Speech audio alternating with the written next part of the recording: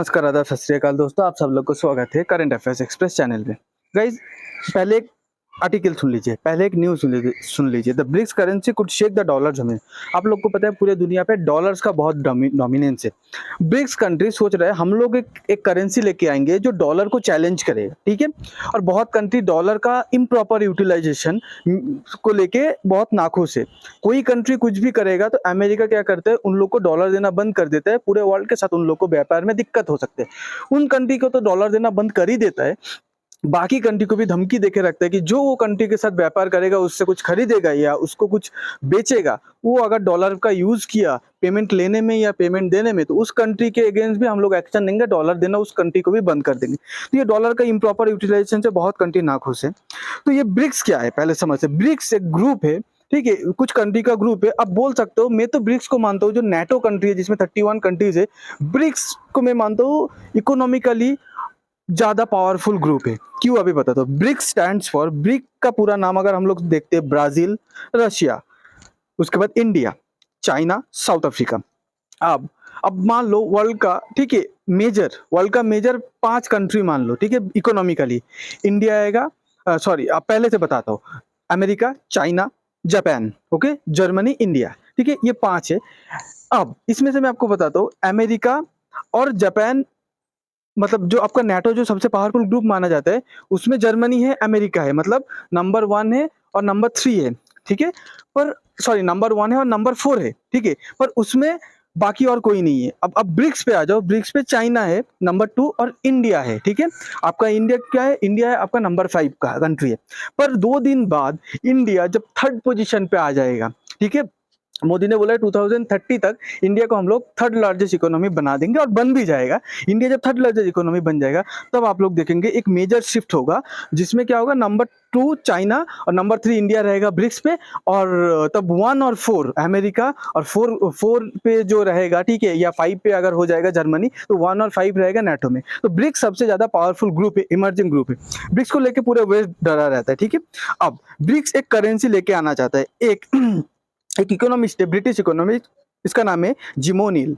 अब ये इकोनॉमिस्ट मुझे पर्सनली बहुत पसंद है। जनरली ब्रिटिश मीडिया बोलो, ब्रिटिश का कोई भी बोलो, तो इंडिया चाइना का तारीफ, एशिया का तारीफ करना पसंद नहीं करता, हमेशा एशिया के खिलाफ प्रोपेगेंडा यूज करते। पर ये बहुत ही सच है, बहुत ही, मतलब ये बहुत ही ऑनेस्ट है। ये क्या बोला कि BRICS create a slams ridiculous idea for common currency. जब इससे पूछा गया कि आप क्या सोचते हो कि ब्रिक एक कॉमन करेंसी लेके आएगा जो डॉलर को मतलब चैलेंज करेगा, तो इन्होंने बोला कि ब्रिक्स का जो करेंसी वाला सिस्टम है, मतलब करेंसी वाला जो थॉट है, जो प्लान है, ये बहुत ही रेडिकुलस है, मतलब बहुत ही बकवास है।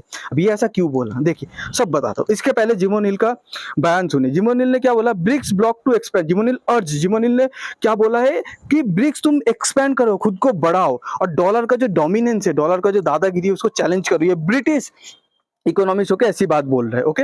उसके बाद देखिए, जिम ओ'नील ने ये भी बोला कि ब्रिक्स पे जितना कंट्री है, उसमें से इंडिया सबसे प्रॉमिसिंग है अमंग ब्रिक्स नेशन। ब्रिटिश मतलब ब्रिक्स पे जितना भी नेशन है, उससे सबसे ज्यादा प्रॉमिसिंग कंट्री है, सबसे ज्यादा पावरफुल, सबसे ज्यादा इकोनॉमिकली, मतलब सबसे ज्यादा अच्छा कंट्री है इंडिया। मतलब इन्वेस्टमेंट के तौर, मतलब पर्पज से बोलो, किसी भी एंगल से मान लो, ब्रिक्स में सबसे ज्यादा अच्छा कंट्री इंडिया है, ओके।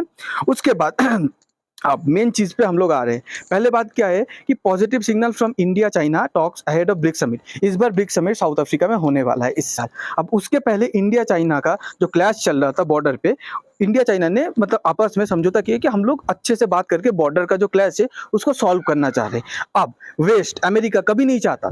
अमेरिका और नाटो इसलिए ही बना है ताकि उन लोग हमेशा सुपर पावर है। उन लोग बहुत नर्वस होते हैं जब इंडिया और चाइना का क्लोजनेस बढ़ता है, क्योंकि इंडिया चाइना क्लोज होगा तो रशिया भी ज्वाइन करेगा। अब ये तीनों एक बार ज्वाइन हो जाए, मतलब सच्चे मन से दोस्त बन जाए, तो इन लोग को हराना मुश्किल है। तो इसीलिए हमेशा अमेरिका चाहता है कि एशिया में चाइना और इंडिया के बीच हमेशा झगड़ा लगा रहे, हमेशा नेगेटिव बात चलते रहे, ठीक है। उसके बाद India China agree to resolve border issue. ये भी एक 15 अगस्त का एक आपका न्यूज है कि इंडिया चाइना एग्री कर लिया कि हम लोग जो बॉर्डर का जो प्रॉब्लम चल रहा है हम दोनों के बीच, उसको हम लोग ठीक है सॉल्व करते। अमेरिका को ये पसंद नहीं है। आप एक बात बताइए, आज अगर चाइना के पाले में पाकिस्तान।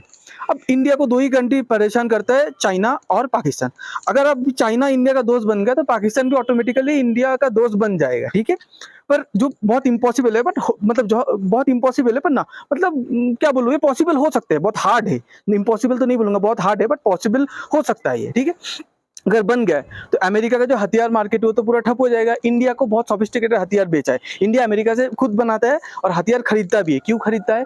ताकि इंडिया को मतलब इंडिया पाकिस्तान और चाइना से खुद को बचा पाए। अब इन तीनों दोस्त बन जाएगा। इंडिया तो अमेरिका से पहली बात हथियार नहीं खरीदेगा, जो बिलियन डॉलर्स का डील होता है, ठीक है, वो तो नहीं खरीदेगा। और खुद भी ज्यादा मतलब हथियार बनाने में वो पैसा इन्वेस्ट नहीं करेगा। अब वो पैसे इन्वेस्ट नहीं करेगा तो कहाँ करेगा? डेवलपमेंट पे, प्रगति पे इन्वेस्ट करेगा। तो ये भी अमेरिका नहीं चाहता। ओके, उसके बाद एक आर्टिकल है साइबल दासगुप्ता का, the eastern window, why US secretly fears a thaw in the India China relationship. मतलब क्या है कि इंडिया चाइना रिलेशनशिप जब अच्छा होता है, ठीक है, ये जो यूएसए और यूएस का जो एलाइज है नेटो, इन लोग डरते क्यों है? इन लोग आपको समझा दिया पूरा, इन लोग इसीलिए डरते हैं ताकि इंडिया चाइना ये मतलब एक साथ हो गया तो ये एशिया इतना पावरफुल हो जाएगा, जो यूरोप अमेरिका का जो दबदबा है, ठीक है, दबदबा है पूरे विश्व भर पे, वो दबदबा खत्म हो जाएगा, ठीक है। इन लोग इतना प्रगति करेगा क्योंकि इन लोग के पास पोटेंशियल है, चाइना इंडिया के पास पोटेंशियल है। अब चाइना को भी मैं बोलना चाहता हूँ कि हमेशा तुम इंडिया को हर चीज से बाहर रखोगे और खुद को लीडर मानोगे तो ऐसा नहीं चलने वाला। तुम इंडिया को भी बहुत सेक्टर पे लीडर मानो। इंडिया तो तुमको पहले भी बहुत चीजों पे लीडर माना है और अभी भी अच्छे रिलेशन रखोगे तो मानने के लिए तैयार है। इसमें ना तुम्हारा लॉस होगा ना इंडिया का लॉस होगा, पर घूम फिर के, ठीक है, तुम्हारा प्रगति होगा। तुम्हारा पॉपुलेशन अभी बूढ़ा हो रहा है और इंडिया का यंग पॉपुलेशन है, तो इंडिया के यंग पॉपुलेशन का फायदा उठाओ। तुम भी मतलब फायदे में रहोगे, इंडिया तो ऑब्वियसली रहेगा। झगड़ा करके रखोगे तो तुम ही नीचे जाओगे दोस्त चाइना, पर इंडिया तो नीचे जाने वाला है नहीं, ठीक है।